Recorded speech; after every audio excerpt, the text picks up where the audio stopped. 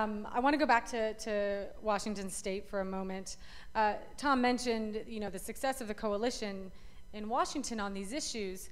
When it comes to the carbon tax, though, I think many of us saw that even within a Democrat-controlled legislature, that there wasn't enough votes to pass the carbon tax this year. And there was an effort that also didn't succeed a couple of years ago, and many people see Washington's efforts in this area as sort of a test case for a national carbon tax.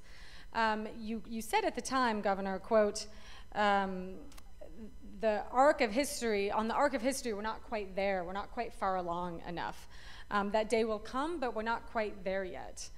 What's taking so long, I guess, is my first question. And then my second question is there's going to be, as many of us know, a ballot initiative, probably, if they get the votes.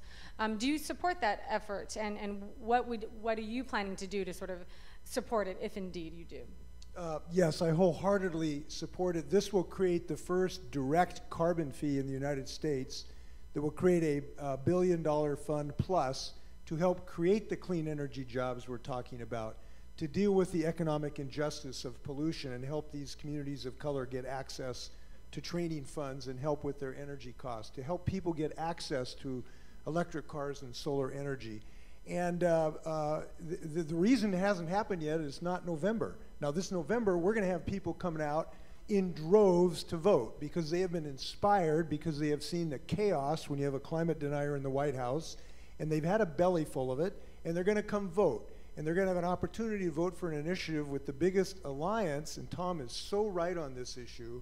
We have, I think, one of the most beautiful alliances I've ever seen, at least in my state, between the labor community who understands the jobs perspective, the communities of color and poverty who understand that they have been on the short end of the stick for too long, for the traditional environmental community, and folks in politics as well. So I am very bullish on this prospect and excited about it. And I'm undeterred because I think if you look at the arc of history, Nelson Mandela didn't win for 22 years, then he became president. And it took us a long time to get Medicare. But this is the nature of progress, but we're gonna win it. And I look forward to all of you vacationing in November in the state of Washington and a few moments helping make sure that this happens. Thank you very much.